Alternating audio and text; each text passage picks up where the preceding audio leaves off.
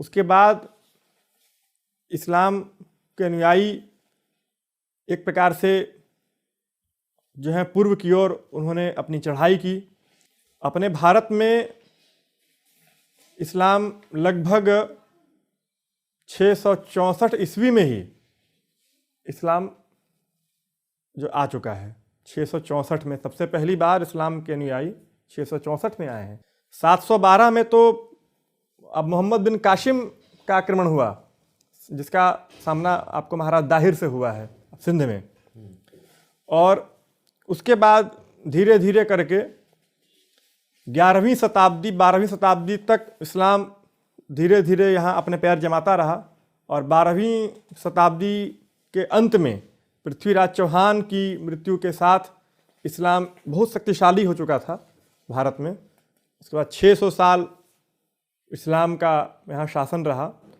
इस्लाम और हिंदुत्व में जो मूलभूत जो उनका अंतर है कि इस्लाम ने पूरी तरह से भारत में तो तलवार के बल पर शासन करने का प्रयास किया है।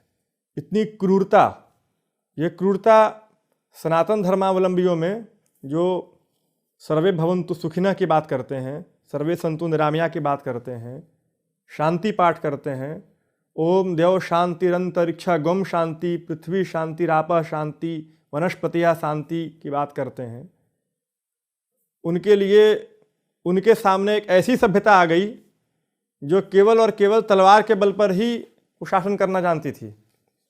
600 साल उनका यह जो भारत में उनका इतिहास रहा है, बड़ा रक्तरंजित इतिहास रहा है।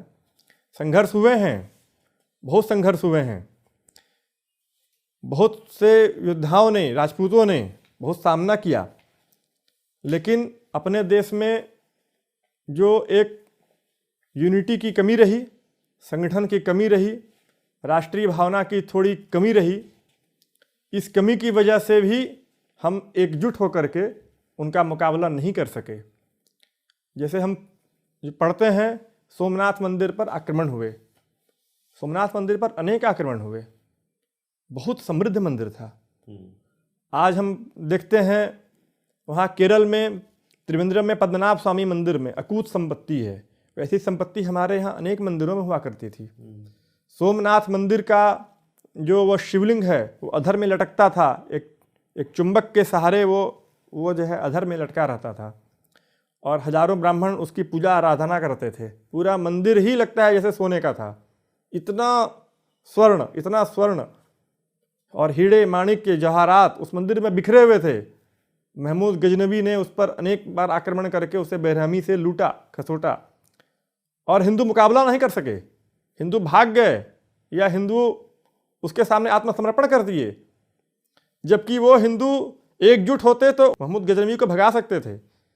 लेकिन यह राष्ट्रीय चरित्र का अभाव रहा कि राष्ट्र भी कोई चीज़ है, ये अपनी राष्ट्र भी कोई चीज़ है और हमें इस राष्ट्र की रक्षा करनी है।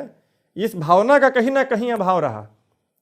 इस भावना के अभाव के कारण भी अन्य मतावलंबी, अन्य धर्मावलंबी जो यहाँ पर आए, वो उनका पैर जमाने में उन्हें बड़ी आसानी हुई। इस भावना का अभाव आज भी कहीं ना कहीं है। तो ये कारण था सनातन का सिकुड़ना जी। क्योंकि मैंने 622 ईस्वी जब इस्लाम का उदय हुआ है, एस्ट्रोलॉजिकली जब मैं उसकी कुंडली बनाया मैंने, तो धर्म जो होता है, धर्म का कारक होता है कहीं ना कहीं